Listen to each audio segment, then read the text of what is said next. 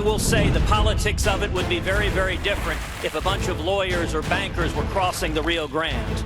Or if a bunch of people with journalism degrees were coming over and driving down the wages in the press.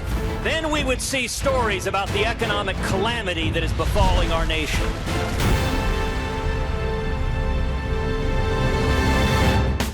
Damn, it feels good to be a Clinton. What difference does it make? For Clinton, what's loaded in some fat Apple file? A Clinton plays the victim for promotion. A Clinton kills it off with a smile. I found out very early what could happen to somebody if you got a free house, a couple of food tickets, and just a stipend from the government, that it was debilitating.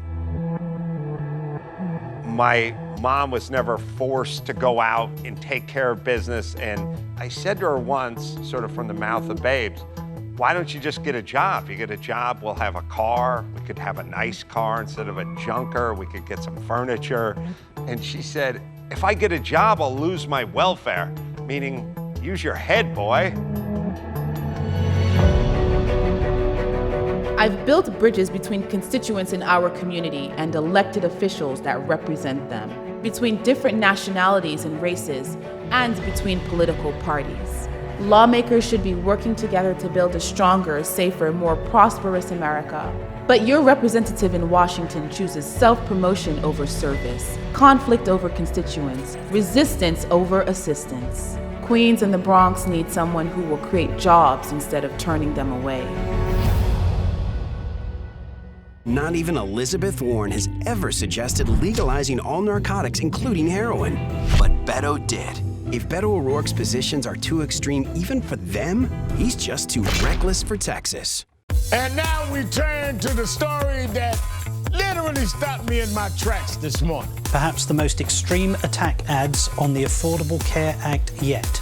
Protect your private parts, and I'm serious. They've been called creepy and they're definitely controversial. So who's behind the ads encouraging young people out there to opt out of Obamacare? I'm surprised that even general managers of TV stations would even think about running this.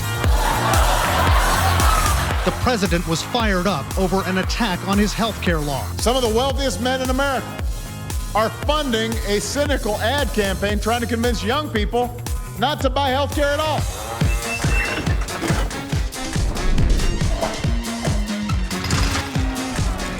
Gather round, the carnival is about to begin.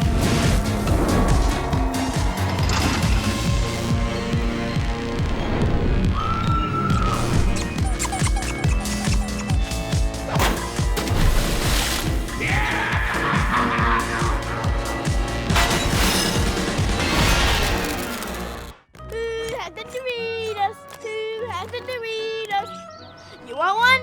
Sorry. Too bad you're down there and I'm up here. Smells so good.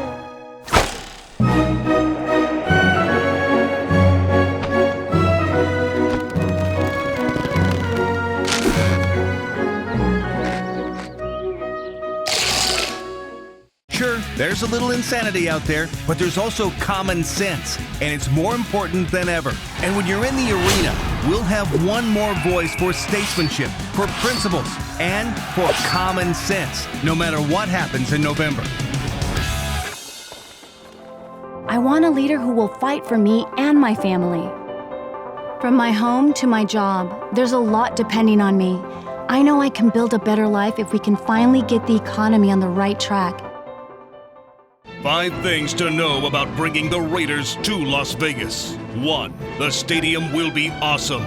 Not awesome, Vegas awesome. 5. The Super Bowl, big-time college football, Premier League soccer, concerts, and championship fights. They'll all be here because no one puts on a better show than us. Vegas is ready for the NFL. Let's bring the Raiders to Las Vegas. There is a tornado on the ground, folks. If you are listening to us, you need to be in a shelter right now.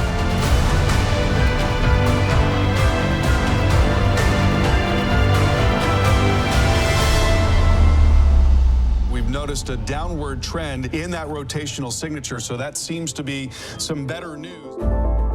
Speed and information are vital to me. Having both gives me the confidence to prepare for what's next.